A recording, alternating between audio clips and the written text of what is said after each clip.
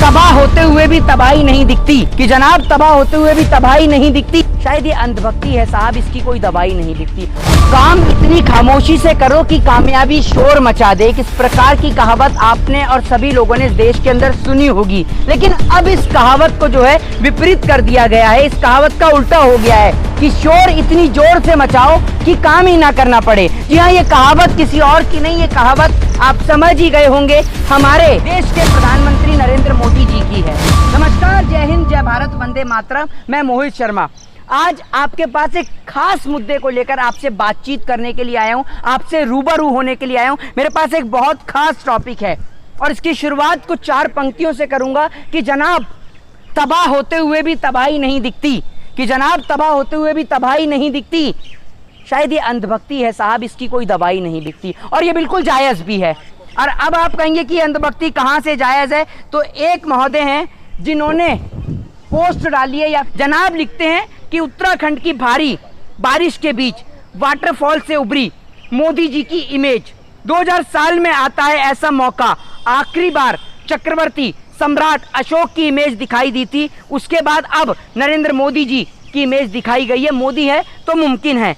IT cell की WhatsApp university की आधुनिक खोज से एक अद्भुत फोटो सामने आई है। आप भी देखकर इसको खुद को और अपने आप को प्रश्न कर सकते हैं। ये फोटो आईटी सेल के द्वारा व्हाट्सएप से और तमाम ग्रुप से दिखाई जाती हैं। इस देश का माहौल इतना खराब है कि देश के अंदर कई जगह नफरत का इतना बड़ा माहौल क्रिएट कर दिया गया है। हिंदू मुसलमान भाईचारे के बीच, लोगों के बीच में जो है वो नफरतें पैदा कर दी गई हैं, और इन नफरतों के बाजार में सरेआम जो है वो प्यार मोहब्बत जो है वो फीका पड़ गया है। इस देश के अंदर न्यायपालिका निष्पक्ष नहीं रही है क्या? इस देश के अंदर कोई भी सरकारी संस्थान निष्पक्ष नहीं रहा है क्या? इस देश के अंदर अब एक आम आदमी को इंसाफ की, निष्पक्षता की गुहार लगाना उसके लिए एक अपराध और जुर्म हो चुका है क्या? इस देश के अंदर प्यार बांटना एक अपराध है क्या? इस देश के अंदर हिंदू होकर गलत नीतियों को अगर करना, भारतीय जनता पार्टी के खिलाफ बोलना, क्या ये हिंदुत्व का प्रमाण नहीं है? अगर मैं हिंदू हूँ,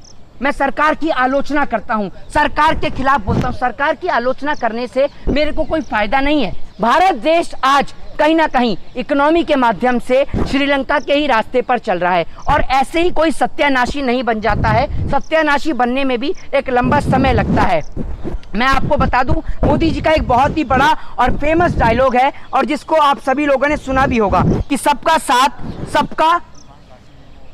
साथ और सबका विकास, कुछ इस तरीके का डायलॉग है। लेकिन हम इसको आज कहेंगे कि सबका साथ और सबका सत्यानाश। और मैं आपसे कहना चाहूंगा कि यूं ही कोई सत्यानाशी नहीं बन जाता है। सत्यानाशी बनने के लिए भी एक बहुत सारा काम करना पड़ता है, बहुत सारी मेहनत करनी पड़ती है। आज वर्ष 2022, जब प्रधानमंत्री नरेंद्र मोदी जी को अपने प्रधानमंत्री कार्यकाल के 8 साल पूरे हो चुके हैं, तब प्रधानमंत्री जी की बात करें और डॉलर और रुपए की बात करें तो आज डॉलर का रेट जो है वो 79.97 पहुंच चुका है। और भारत देश पर 2014 में जब देश के अंदर नरेंद्र दामोदर दास मोदी जी ने प्रधानमंत्री पद की शपथ ली थी, उस समय मौजूदा देश के ऊपर कर्जा जो था वो 34 लाख करोड़ रुपए का था, जो कि आज मौजूदा 2020 में वो कर्जा बढ़कर जो है 128 लाख करोड़ रुपए का हो चुका है। देख लीजिए, 18 घंटे काम करने का क्या आप लोगों को एक तरीके का लाभ मिला है। ये लाभ इस प्रकार का लाभ है कि इस लाभ की हानि पूरे देश को चुकानी पड़ेगी। भारत देश के अंदर नफरत इतनी तादाद पे पहुंच गई है कि पत्रकारों के ऊपर बहुत सारे सवाल खड़े करे जाते हैं। तो पत्रकारों के लिए मैं यही कहना चाहूंगा, पत्रकारिता जब इस देश के अंदर लोगों की जान लेने का माध्यम बन जाए, जब पत्रकारिता इस देश के अंदर देश को जोड़ने का नहीं तोड़ने का काम करने लग जाए, जब पत्रकारिता इस देश के अंदर लोगों के बीच जात पात, धर्म, हिंदू मुस्लिम और मजहब की दीवारों को खड़ा करना शुरू हो जाए, तो वो पत्रकारिता निश्चित तौर पर एक देश के लिए बहुत बड़ा खतरा बनकर सामने आ जाती है। अगर हम बात करें पत्रकारिता की और बात करें विपक्ष की, तो एक नाम जहन में आता है और एक नाम सामने आता है, और वो नाम है जर्मन के तानाशाह एडोल्फ हिटलर। जर्मन के तानाशाह एडोल्फ हिटलर के बारे में जब आप पढ़ेंगे तो एडोल्फ हिटलर के बारे में आप ये जानेंगे कि एडोल्फ हिटलर किस तरीके से अपने बुराइयों को सुना नहीं करते थे। उनको विपक्ष से एक बहुत तकलीफ थी, उनको एक ऐसे समुदाय से बहुत नफरत थी जो उनका विरोध किया करते थे। कहीं ना कहीं प्रधानमंत्री नरेंद्र मोदी जी को भी आज विपक्ष से नफरत है। आप लोग समझ लीजिए और कान खोलकर अपने दिमाग में बैठा लीजिए। कि आप लोग हिंदू और मुसलमान के नाम पर जितना लड़ रहे हैं, लड़ते रहिए। आपको ये बात आज से आने वाले कुछ साल में पता पड़ जाएगी, जब इस देश की स्थिति भी श्रीलंका के जैसी बन जाएगी। एक बात समझ लीजिए कि श्रीलंका खत्म हुआ, अफगानिस्तान नरक हुआ, पाकिस्तान कंगाल हुआ, नेपाल और भूटान संघर्ष कर रहे हैं। तो आपको बता दूं कि हमें अपने पड़ोसी मुल्कों से कुछ सबक लेना चाहिए, हमें उनसे सीखना चाहिए कि किस तरीके से भारत देश के पड़ोसी मुल्क लगातार इस तबाही की आंख के चलते खत्म हो गए या कह लीजिए बर्बाद हो गए। भारत देश के अंदर इस प्रकार की स्थिति उत्पन्न ना हो, भारत देश की छवि खराब ना हो, और हमें भारत देश से बहुत प्यार है।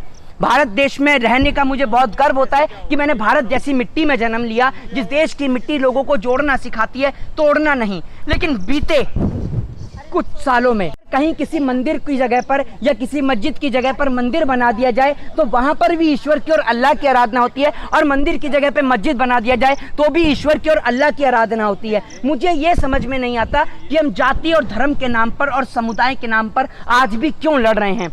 अमेरिका जैसी कंट्रियां, चाइना जैसी कंट्रियां जो अपने देश को और आगे बढ़ाने में लगी हैं, वहीं हम आज भी इस देश के अंदर 2022 के अंदर हिंदू और मुसलमान के नाम पर लड़ते हैं। तो आप लोगों से एक प्रश्न के साथ आप लोगों से अलविदा लेना चाहूँगा, और आपको वीडियो अच्छी लगी तो अपने दोस्तों तक इस वीडियो को पहुँचाइए और इस देश के अंदर एकता को फैलाने का काम करिए, इस देश के अंदर लोगों को जोड़ने का काम करिए। लोगों को धर्म के बारे में जानकारी दीजिए कि क्या धर्म है, क्या सनातन धर्म की परिभाषा है। सनातन धर्म की वही परिभाषा है कि भूखे को रोटी और प्यासे को पानी, ये सनातन धर्म की परिभाषा है। इस परिभाषा को उजागर कीजिए, इस देश के अंदर लोगों को बताइए कि कैसे इस देश के अंदर हिंदू मुस्लिम सिख ईसाई देश की आज़ादी से ही साथ रहता आया है। और अगर आपको नारे लगाने हैं जय श्री राम के, तो राम के नारे किसी मस्जिद के बाहर नहीं, राम के नारे आप मंदिर के अंदर लगाइए। आपको अल्लाह अकबर के नारे लगाने हैं तो अल्लाह अकबर के नारे आप सड़क पे बीच चौराहे पे मत लगाकर आप मस्जिद के अंदर लगाइए, क्योंकि जब आप नारे मंदिर के अंदर या मस्जिद के अंदर लगाएंगे